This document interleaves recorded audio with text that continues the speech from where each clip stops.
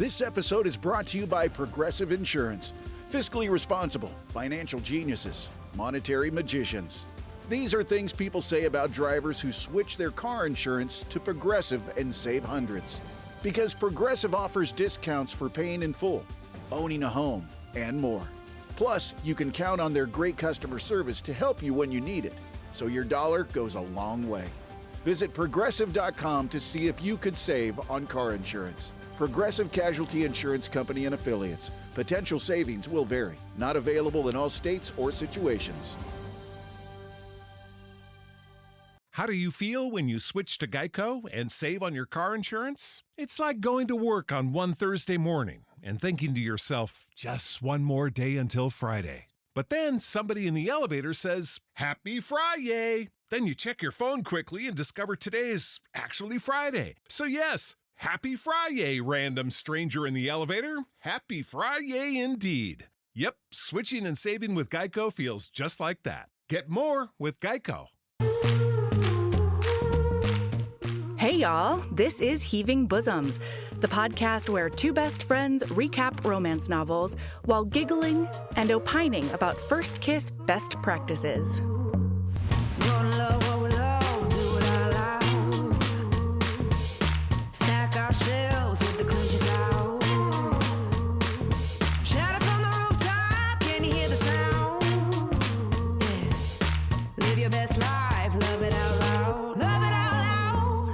Hey HBs, welcome back for part 2 of Get a Life, Chloe Brown by Talia Hibbert.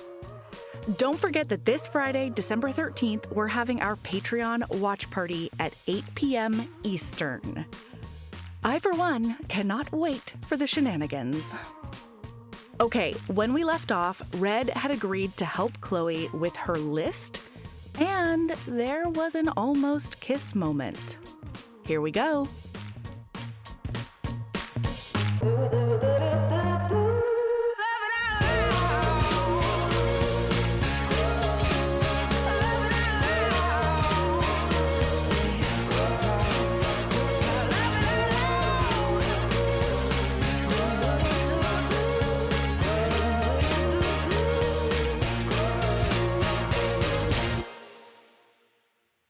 Also, one of my favorite things is this quote. What did it mean when a man you made deals with and sent slightly flirtatious emails to licked your ear and held your hand? What did it mean? What did it mean? I felt very seen as, like, we know what that means, but also, like, we can't accept what that means. Well, and I can't guarantee it for darn sure, you know. God, it's so fucking true, too. So she is in the midst of all of this, having to give Smudge back. She finds out that Smudge does have an owner who she can't hope is in Mallorca. But is a terrible owner who just doesn't give a shit about her little animal. So she finds out the day that they're going to go like out and do her drinking list item that she has to give Smudge back. And so when he gets to her door to pick her up, she's like still in a robe. And she's holding Smudge, and she had emailed him, like, found out Smudge owner, need to return, period, regards, Chloe. And so he was like, obviously, she's having some really big feelings about this. But he's in a really tough situation here, though, because she just hands the cat to him and then walks to her bedroom in the shortest silk robe he's ever seen in his life. Doesn't properly close the bedroom? And he was already like wanking over her ankles, all right? And now like she's shown him a bit of thigh. What is he to do? Anyway, she gets ready and he takes her to like some uns clubs. And it's like going fine, but she's like, why didn't I think about bringing earplugs? She also realizes that she wasn't actually nostalgic for the club, which was super bad. Like she realizes she was just nostalgic for her the friends. company, like the experience of being out and doing a fun thing with a friend and all of these things. And then she looks at him and she's like, I don't want to be here. Show me something you like to do. What do you like to do? And he's like, okay. And so I don't know if you're gonna really like this. And she's like, why? Is it because it's too depraved and kinky? He's like, nope. because it's boring. Yeah. So they go and he's like thinking about how wonderful she is, essentially. And then all of a sudden she goes, let me guess, we're here. And he sort of comes out of this mental fog and he's like, oh, yeah, we are. Because there's a bunch of art standing in an alleyway. And it says like any other part of town, it would probably be like a scary situation. Well, without like the art that has twinkle lights on the easels. But because it's here, it's just like edgy and posh or whatever. So they end up going inside, and on the first floor, there's this like ridiculous chair installation art piece. And don't sit on me, I'm famous. Yeah. And so she goes, oh, reminds me of my grandmother Gigi. And he's like, really? She's like, yes, darling, don't you know? This is Madame Chair. Mm-hmm. And he's like, okay, every other time I've been in this situation, I was never let in on the joke, but I feel like Chloe's going to bring me in on the joke.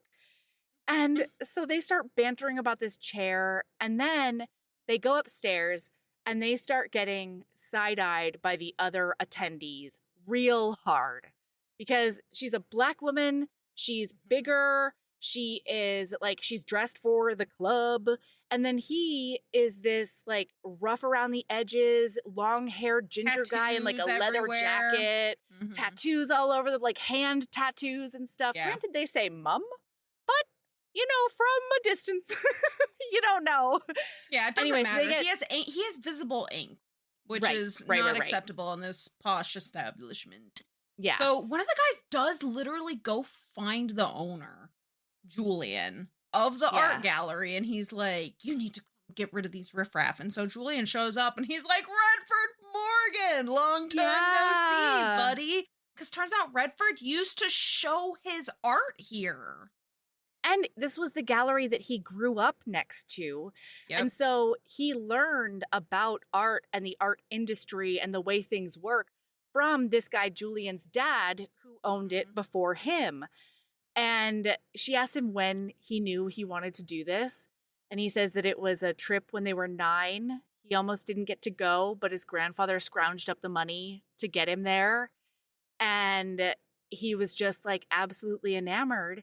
And then he would just come to this art gallery and like hang out and look around and observe. And at one point, the owner comes over and asks if he has any questions, and sort of becomes like a de facto mentor kind of situation.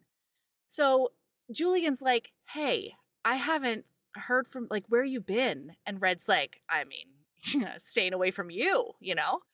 And so they're joking back and forth. But then finally he's like, hey, take my card. I would love for you to call me. And Red's like, yeah, I'll absolutely call you. And then Julian stops him and he's like, it does not have to be about work. I just want to know how you are. And Red's like, okay, all right, I'll call you. And it's just the best. We have a little conversation between them about their future dream to visit New York City. Their separate dreams, right? Yeah. He wants to go see the Museum of Modern Art. She just wants to go to New York to see New York. They're like, this is when she finds out the whole history of his ex. No. He says, well, I've been to New York. I just wasn't able to go to the museum.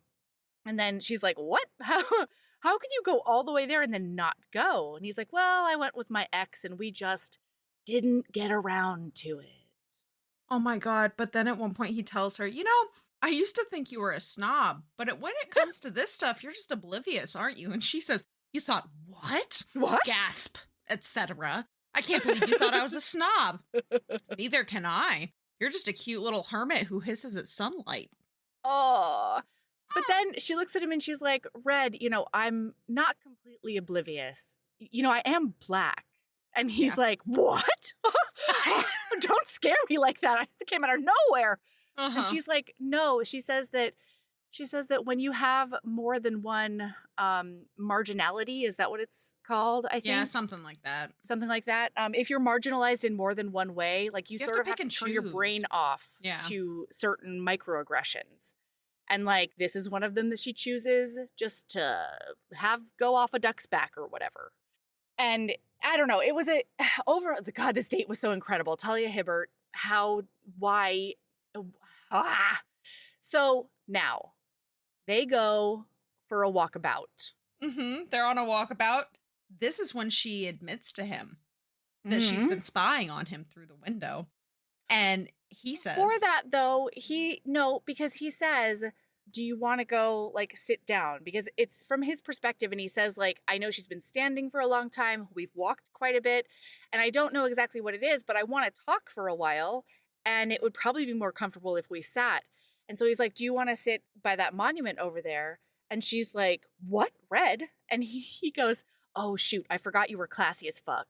And he's, like, not even kidding about it. And she goes, no, I got over sitting on the ground a little while into my illness. I just, like, you really don't mind?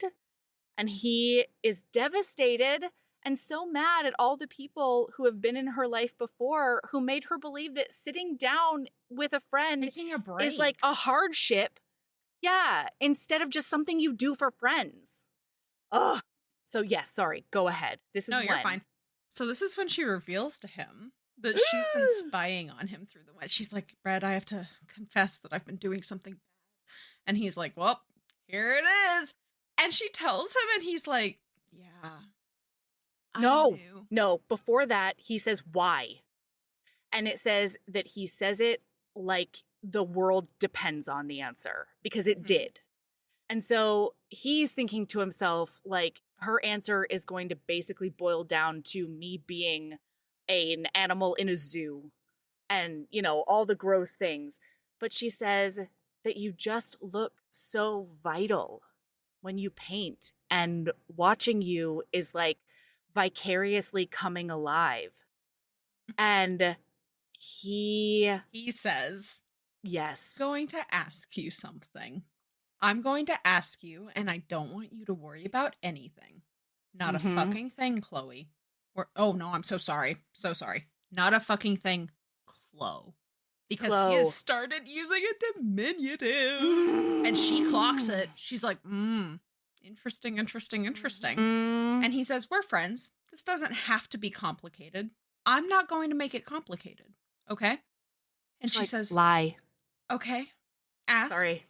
And he says, should I make you moan again? And she says, please. Y'all, we get a finger bang on a monument step. Wait, and public service announcement really quickly, okay? Because one of the things that reminded me of this was actually the film Hot Frosty. That scene in which, I'm sorry, listen, just go with me for a minute. God damn it. Stop. Give me some credit here, Sabrina. The scene where he asks Ed, the deputy, how do you know if a girl wants to kiss you? And they go through that whole conversation where Ed tells him there's a lean in and there will be a look on her face or whatever. And I don't know if it's because I watch so much reality dating TV, but I feel like this is a lost art. Giving people hints and then having them go the 90 and then the 10%, towards each other and all of that. I feel like it's a lost art because people either out of fucking nowhere will say, can I kiss you? And it ends up 90% of the time being awkward instead of wonderful and cute like it is in romance books. Or they just do a hard lunge at your face, Yeah, where's the longing look and maybe a little bit of a cradle and I'd really like to kiss you. Yeah. But now the elevated PSA, okay, listen, this is admittedly high level stuff, all right? But the elevated PSA is why say, can I kiss you? When you can say, should I make you moan again? Should I make you not can I? No, should I?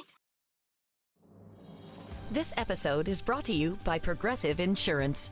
You chose to hit play on this podcast today. Smart choice. Progressive loves to help people make smart choices. That's why they offer a tool called Auto Quote Explorer that allows you to compare your Progressive car insurance quote with rates from other companies. So you save time on the research and can enjoy savings when you choose the best rate for you. Give it a try after this episode at progressive.com. Progressive Casualty Insurance Company and Affiliates. Not available in all states or situations. Prices vary based on how you buy. How do you feel when you switch to Geico and save on your car insurance? It's like going to work on one Thursday morning and thinking to yourself, just one more day until Friday.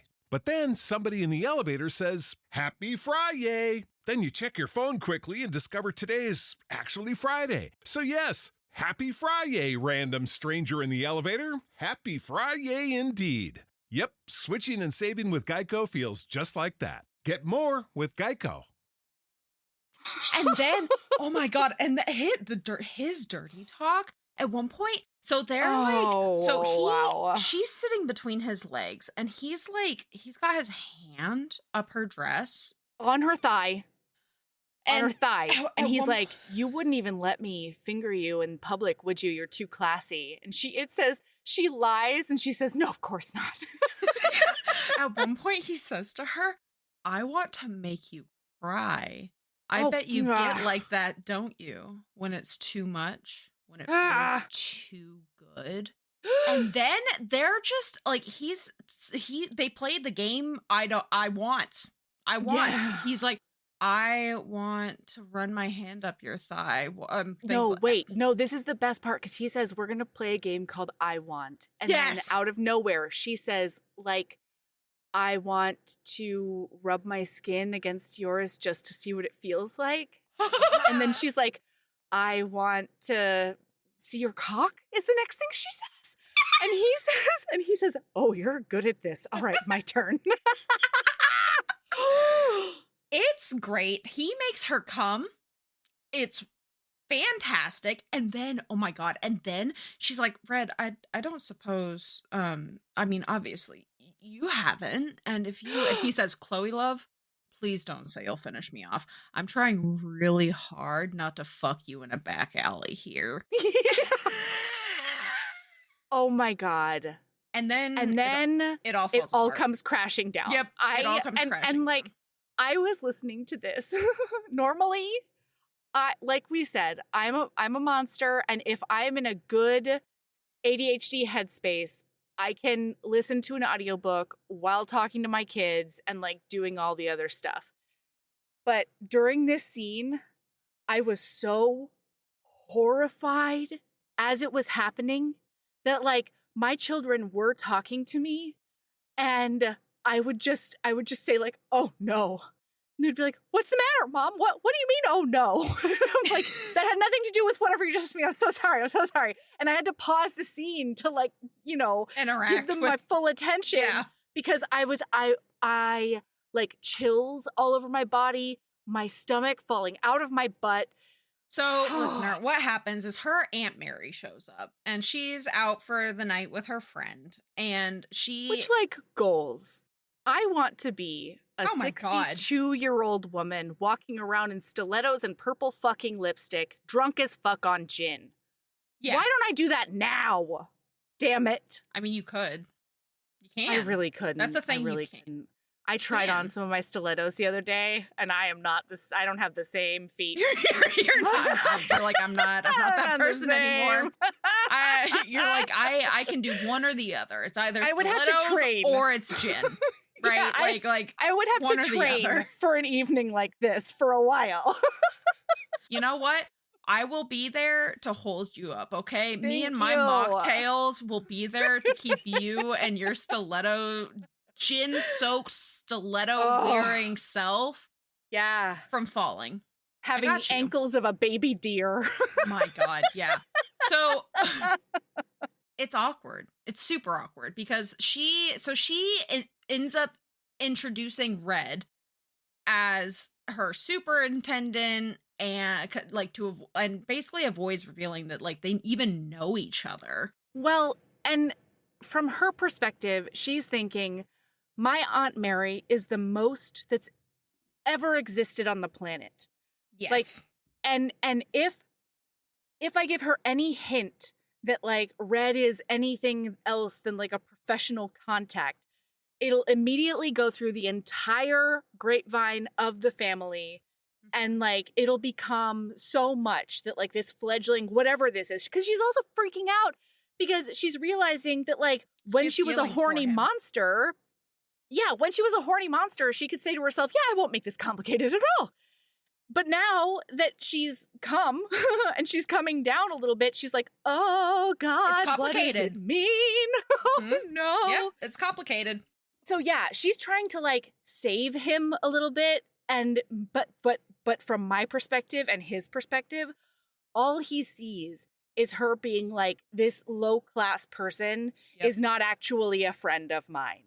Well, and it gets so much worse. Oh. Because she's explaining to all this stuff to Aunt Mary, and then Aunt Mary leaves, right? Aunt Mary's gone. And she says, I mean, you're my bad boy tutor, she quipped. Ridiculous. She was being ridiculous. He would hate that. His smile tightened. I wouldn't say I'm services included, but not limited to illicit orgasms. Oh my God. Services? Why did she say that? Why did she say that? He looked like she just punched him in the stomach. Yeah. But for only a second. Right. Yeah. And then all right, Chloe. She says, oh, Red, I didn't mean, and he says, no. And I loved him for this. I loved him for not letting her get away with it. Because she said, he's like, no, don't take it back now. He said calmly, you're already confusing the fuck out of me. I'm sorry. And I'm pissed. Good talk. Yeah. So they end up getting back to the flats, and he walks her to her door and then leaves. Like, he doesn't want to hear. Chloe says 0 words the entire time. She's sitting there thinking, like, I need to apologize, I need to explain, I need to blah, blah, blah, but she's just, like, frozen. Yes. So it's one of those things where he is aware. As this is all happening, he's aware that this is a trauma response because of his past with Lola. Yes. He's like, I can rationally sit here and acknowledge that Chloe made a mistake. Chloe apologized. Chloe did not mean it that way. And Chloe is different. Yes, but I functionally, that is not what happened. Yes. I think I need therapy. My friends have been saying I need therapy for a while, like, or I should go to therapy for my past. This is the turning point, right? Like, being able to acknowledge that this is not what's happening, but I cannot functionally, like, importantly. In my body, that's not what happened. Exactly. And so, meanwhile, Chloe is like, oh my God, I was an asshole. Everything. I'm going to give him space. I'm just going to leave him alone. And she sent him a text message the next morning apologizing. And it says that, like, he didn't know how to respond. And so he didn't. And so she's so worried that she's, like, wrecked everything. But she has to give him space. This can't be about her. So while giving him space, she has to take Smudge back. And she thinks about how if I hadn't fucked up with Red, basically, he would be here to support her through this. But unfortunately, she is having to give him space. And this is when she meets Annie, the Knicker Whisperer. Obsessed. Love her. So we find this out later, but Knicker Whisperer, I'm sure you're asking the questions we all were, is she sells lingerie. She's a lingerie person. She's a lingerie designer. Yes. Yeah. And boy, she is not okay after returning Smudge. She's having a flare up. She is sad and she's devastated. And she still feels so guilty about Red. And so he ends up knocking on her door and she opens it and she's like, hi. And he's like, just to be clear, I'm still pissed at you. And she's like, uh-huh. And he's like, and I'm gonna be pissed at you until I feel like I don't need to be anymore. And she's like, okay. And it says, like, she didn't understand why he was explaining the function of human anger. But, like, it seemed important, so she let him go. Yeah. And then he looks at her and he's like, you're sick. And she's like, no. It's just like, and he's like, go in, sit down. What have you eaten today? And she's like, nothing, really? Like, and so then he's like, I'm going to cook you dinner then. And she's falling over herself being like, Red, no, you cannot cook me dinner.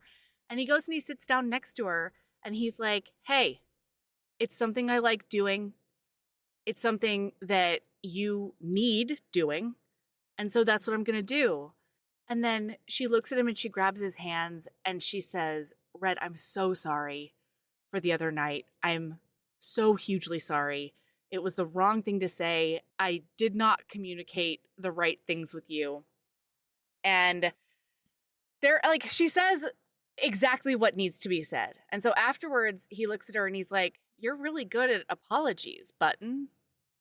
You really know how to apologize, because she takes full responsibility, acknowledges her fuck up, acknowledges that she knows how it made him feel, and then leaves it at also, that. There's no expectation that he's just immediately okay, which is the most important part. Yeah. So she ends up being a sleepy little baby on the couch after eating, after being full of food and tea.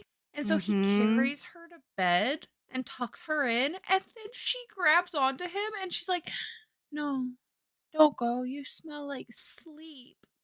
You smell like sleep is one of the cutest, most relatable things that has ever been sleepily said. Yep, exactly. And she's like, please don't go. And he's like, okay. So he ends up laying down next to her and falls asleep as well. Uh-huh. And then he wakes up with Chloe Brown in a towel just out of the shower. And he's like, hey, hey, hey. Yep. So that morning, she makes him breakfast and it's a whole thing. And then she's confessing basically, like, I'm afraid of getting hurt. Okay. This is their big feeling confession moment. Because he's like, I'm into you. And she's like, I'm into you too. And he tells her that prioritizing emotional safety is not cowardice. Yeah. Which is really beautiful. And it's exactly what Chloe needed to hear in that moment. Yeah. And then isn't this where he says, you really don't know what I want from you, do you, Chloe? Uh-huh. And she's like, no, I don't think so. And then later on, he says something similar. And she thinks to herself, maybe she does, but like, it's so scary. Because from his point of view, it's not that he wants to fuck her. It's not that he wants to do all of those things. He just wants her to be happy. He just wants to make her happy. Oh my God. Well, yeah, I think that comes up because she tells him, as part of the apology was her telling him that in that moment she was freaking out because she didn't know how to not make it complicated. And yes, like that was her major freak out. And that's when he says, you really don't know what I want from you, do you, Chloe? So now they're going camping. Whoa. Okay, but we are an hour and a half in, so I'm wondering if we might be able to go camping. We can. But really, really No, you're fine. Yeah. They make out. Yes. And they're hard making out. And then he pulls back because he needs to slow down. Otherwise, he's coming in his pants. And he tells her to slow down. But she stops and she gets really self-conscious and she like steps away from him. And like he grabs onto her and like drags her back into his arms. And he says, don't do that. This is your spot now. With her head in the crook of his neck. This is your spot now. Yeah, and then he does take her to her bedroom and finger bangs her because orgasms help with pain. Oh my God. Well, no, because he says, Chloe, when I said slow down, I didn't mean stop and go away. I meant slow down so I don't go off too soon. Pants. Yeah. And then, yeah, he goes down on her like a champion. And it is fantastic. And now it's camping time. And now we're camping. This episode is brought to you by Progressive Insurance. Fiscally responsible, financial geniuses, monetary magicians. These are things people say about drivers who switch their car insurance to Progressive and save hundreds. Because Progressive offers discounts for paying in full, owning a home, and more. Plus, you can count on their great customer service to help you when you need it, so your dollar goes a long way. Visit Progressive.com to see if you could save on car insurance. Progressive Casualty Insurance Company and Affiliates. Potential savings will vary. Not available in all states or situations.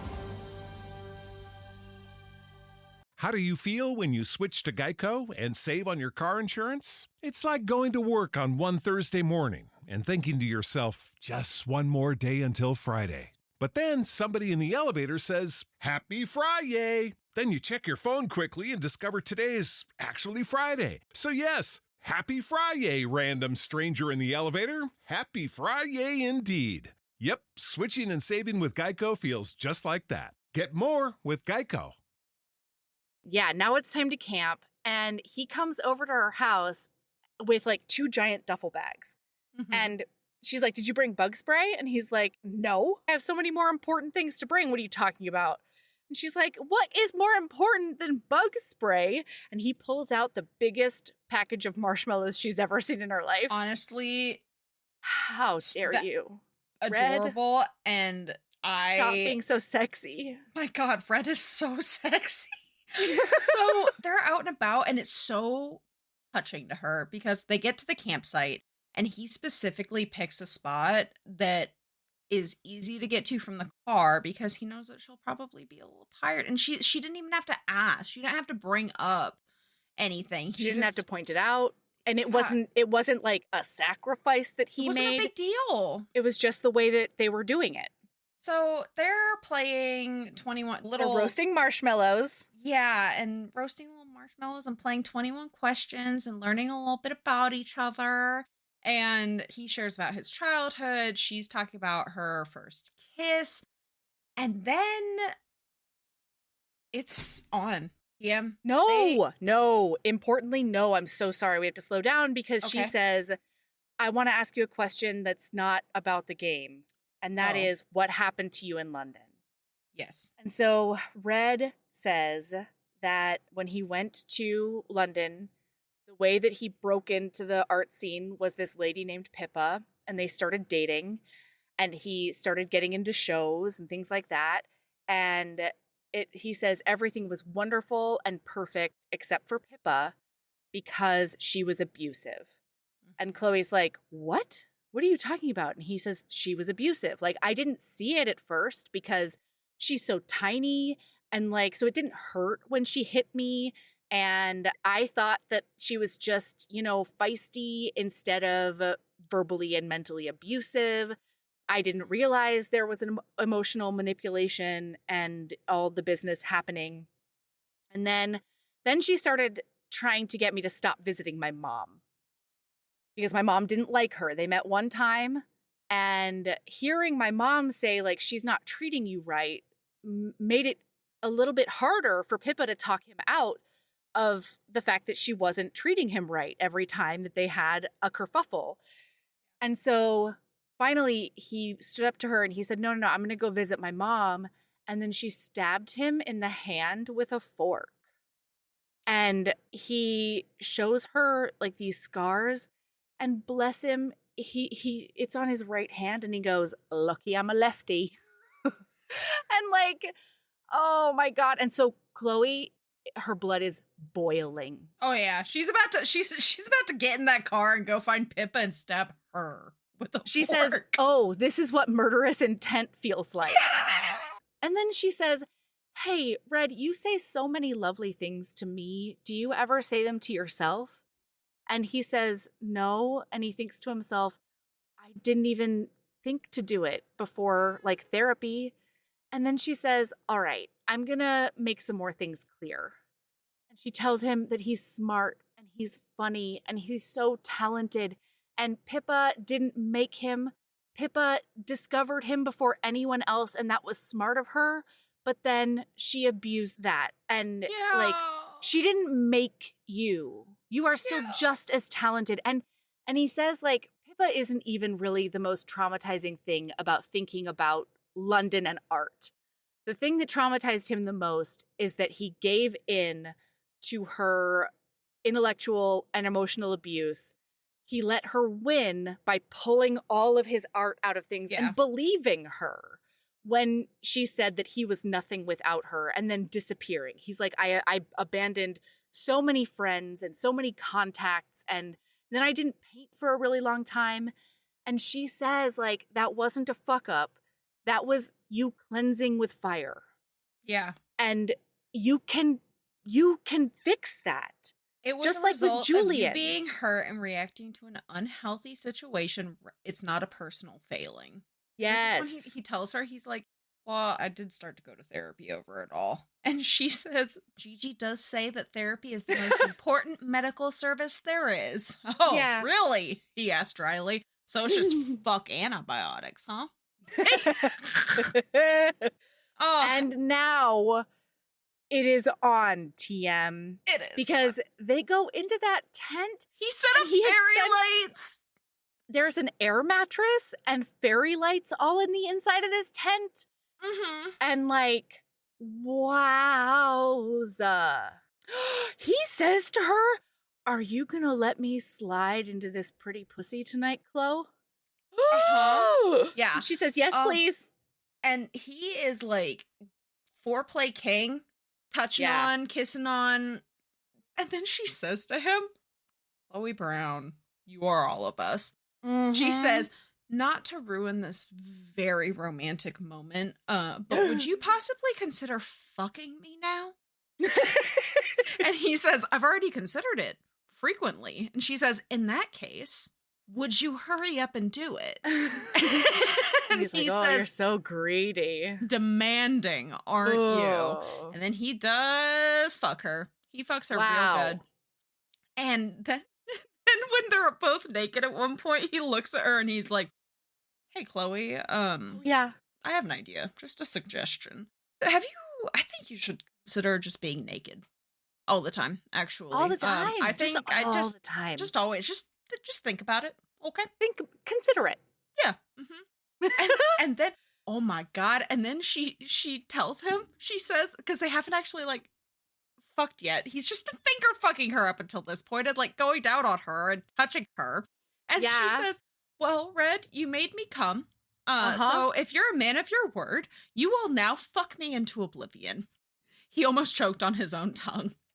Into oblivion, huh? That's what I said. Get on with it.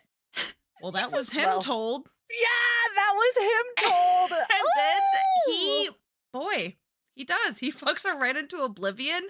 They both go to sleep and snuggle up. He says, Chloe, do me a favor. If you can't sleep tonight, wake me up. But she was already asleep on him. Yeah. Ooh. And they're both so happy. They're so pleased. And then they get back to her house and it all falls apart again. Wow. Boy, so this is important. We didn't talk about this. She has amended her list. Okay. Her sisters have been giving her shit about Red for weeks, months, however long. And she has amended her list to keep Red. Yeah, she crossed out meaningless sex and she put on there keep Red. Yes. Meanwhile, from the beginning of the book, we found out that Danny and Eve have a friendly bet going on.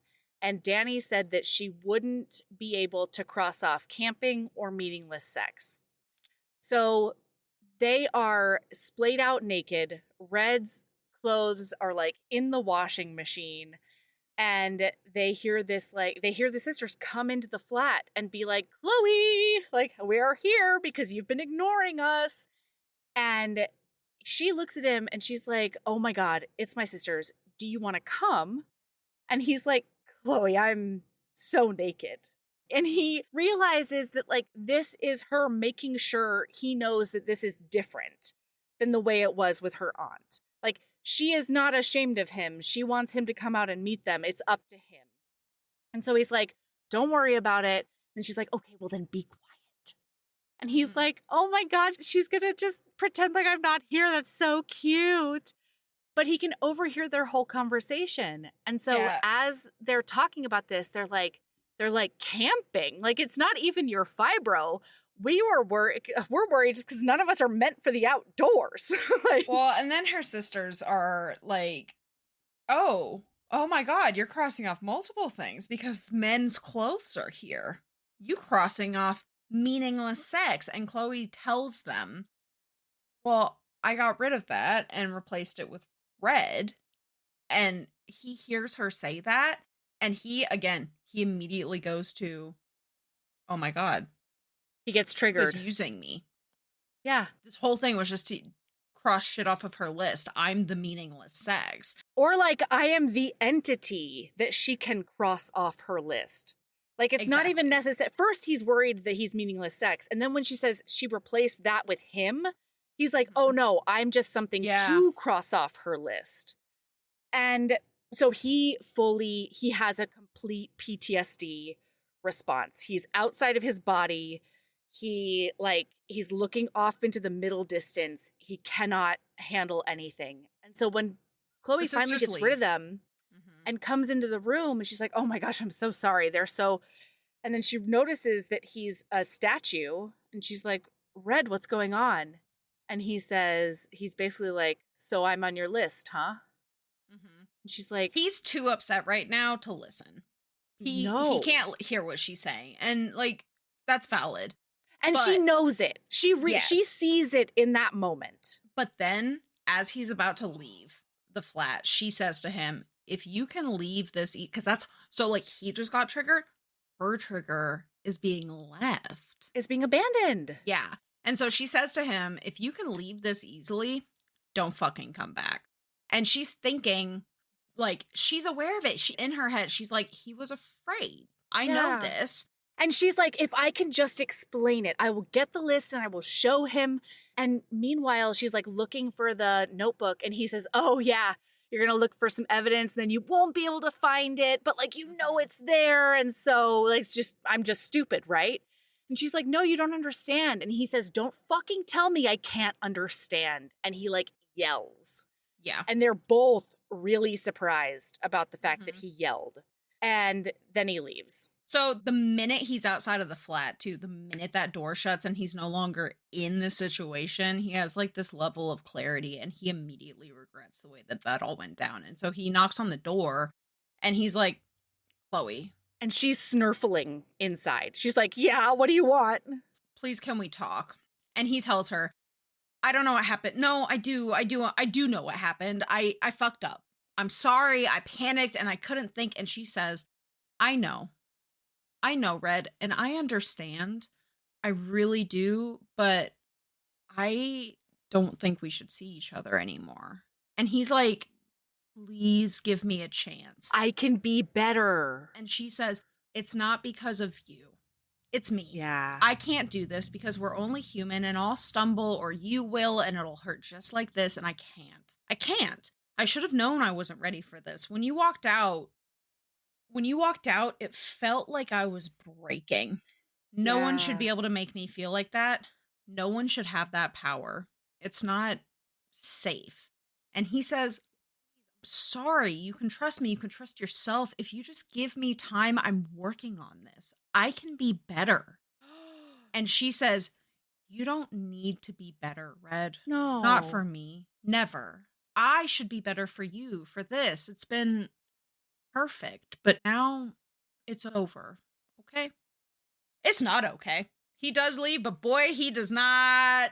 Whoa, wait. Finish it. Like, no, he says to himself, like, no, the decision I'm making is that I am not going to lose Chloe Brown. Mm-hmm. And then basically to himself, he whispers, I love you. Mm-hmm. And then gets up and leaves. And she's thinking, like, I would have thought that the I love you is like his last ditch effort to get me back. But if I hadn't been plastered to the door trying to listen to like any of the last sounds I could hear from him, I wouldn't have heard him tell me that he loves me. And she's like, that gives me a little bit of hope, but she's just trying to quash this hope down.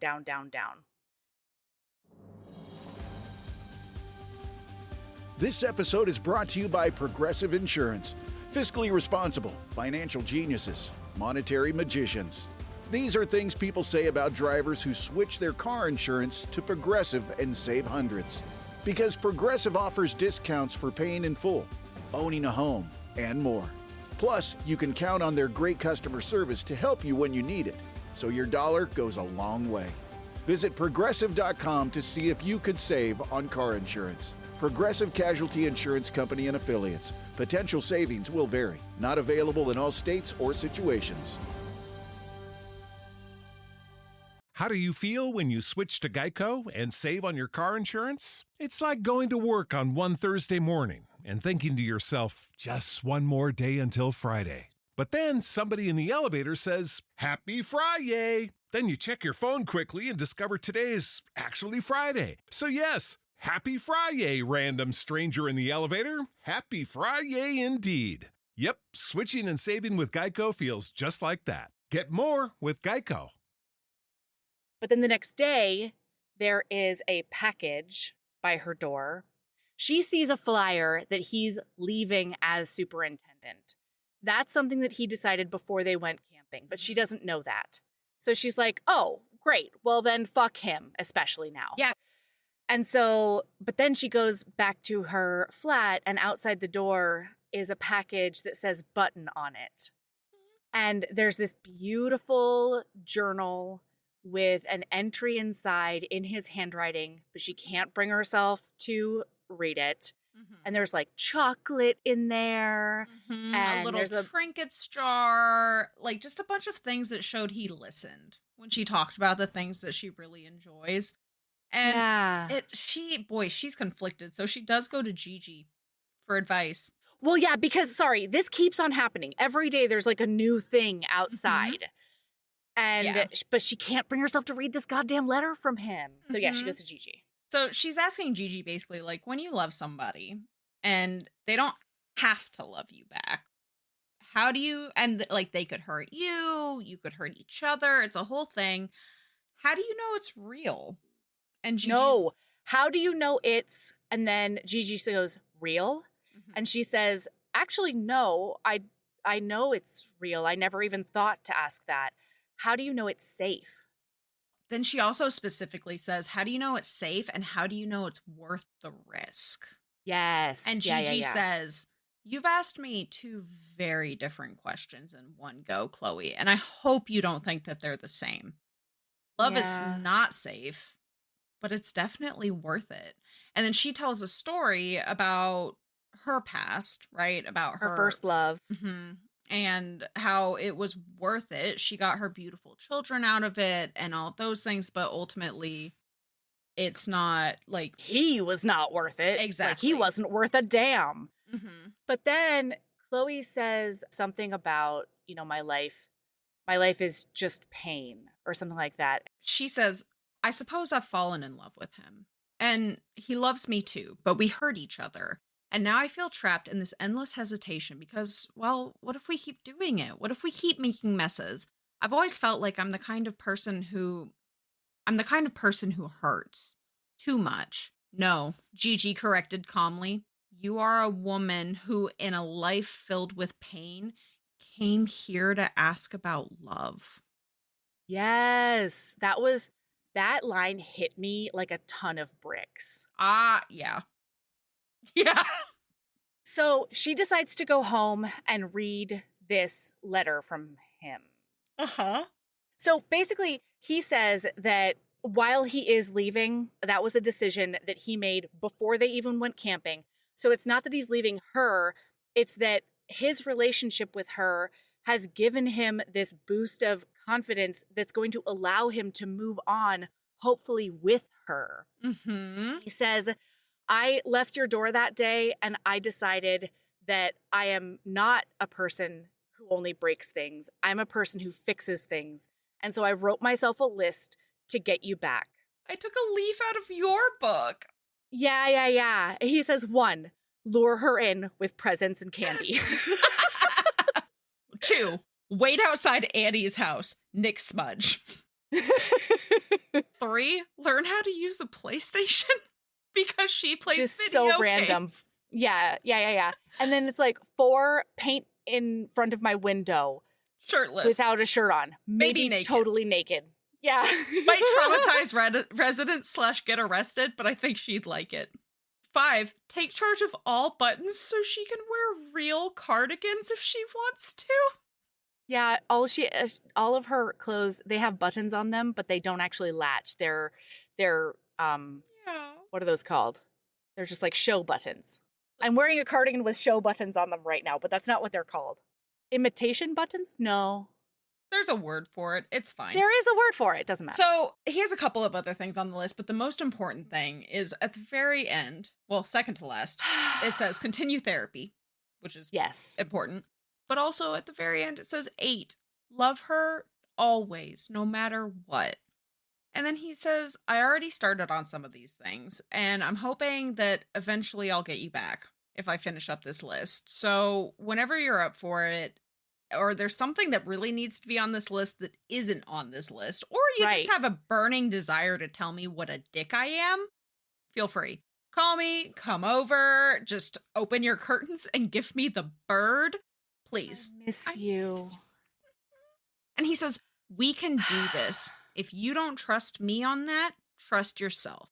Because you must know you can do anything you set your mind to.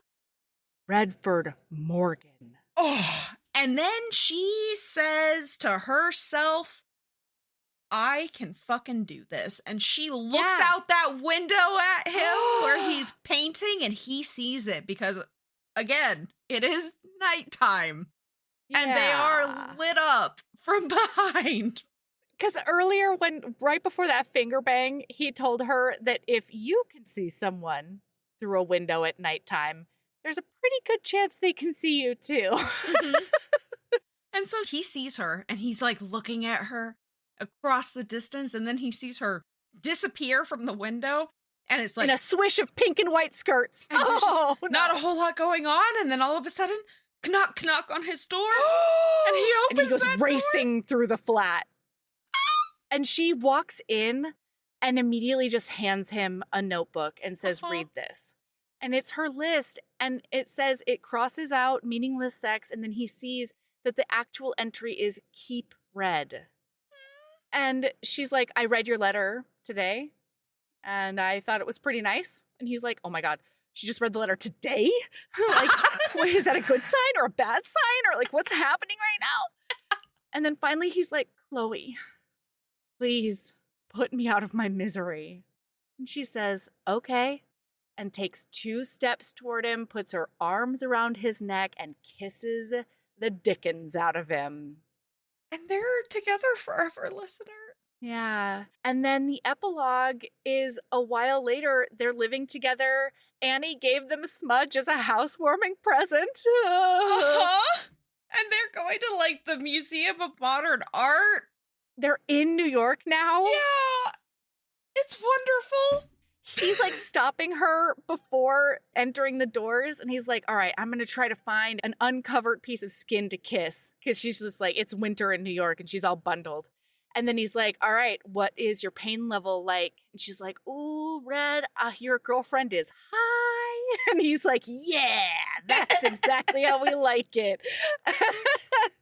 It's just the fucking best. It's the wonderful. best. No. This book is so wonderful. It's so good. And like, I don't know how it's possible, but I remember liking book 2 even more than I like this book. And that in this moment, that feels fucking impossible.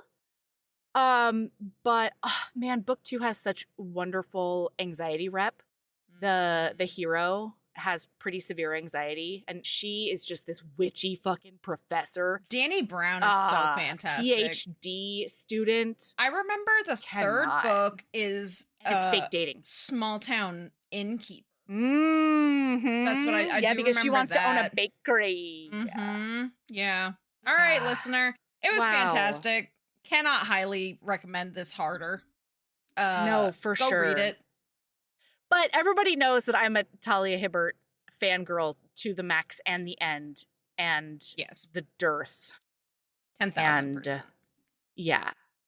So, this shouldn't be super surprising. No. I'm going to end up rereading this whole series now. I'm glad that you took those books out. So, yeah, anyway. you got them on Libby. Mm-hmm. Get stoked. Hell yeah. All right, Sabrina, what's your lady love? My lady love is I have not crafted in a while. It has been a hot minute since I sat down and crafted, to the point where I decided yesterday out of nowhere that I was going to cross stitch. I was like, I miss cross stitching. And I looked around for all my stuff. It's been so long since I crafted, I could not find my supplies.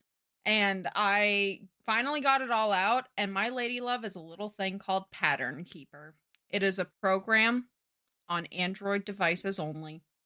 And Ooh. if you are a cross stitcher and you use digital patterns, I cannot recommend it enough, to the point where go buy a fucking $30 Android tablet so that you can download Pattern Keeper.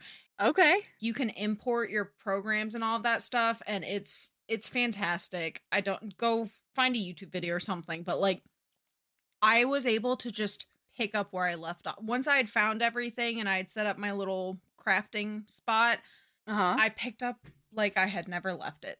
Awesome. It was just really wonderful. And I didn't do it for a long time. I just kind of hung out and listened to an audiobook for like an hour and cross-stitched for a little bit, but it was just Pattern Keeper. My lady love is Pattern Keeper.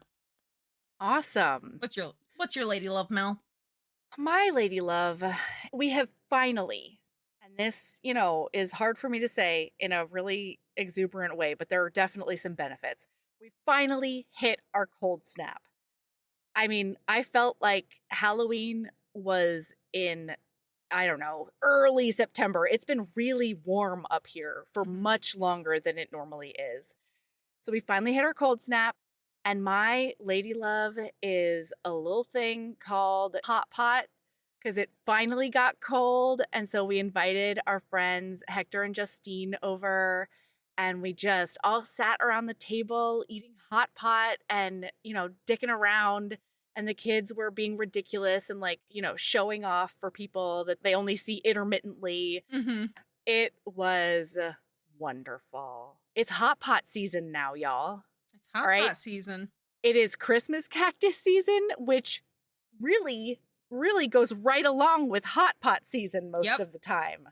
Hooey! I'm stoked about it. So, yeah, that's my lady love.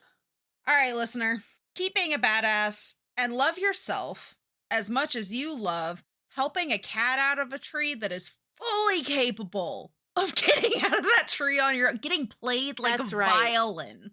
Ooh, yeah. Oh, yeah, just being a sucker for a cat, Mm-hmm. Yeah. All right, bye! Bye!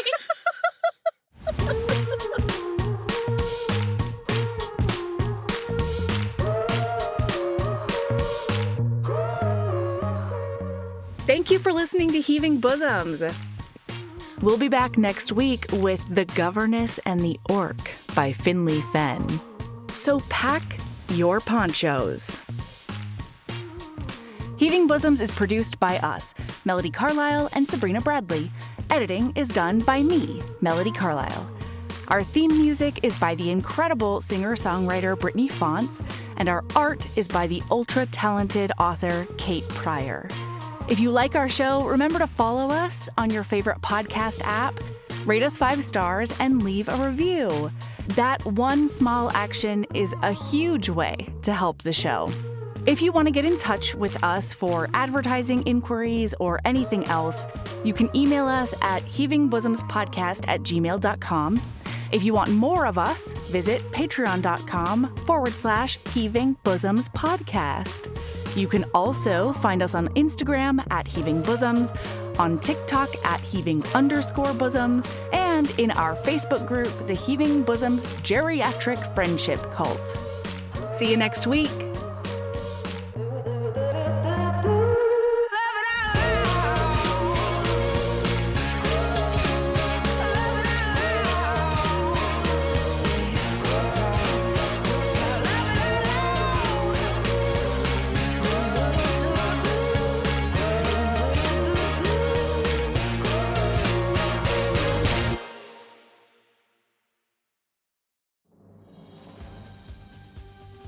This episode brought to you by Progressive Insurance.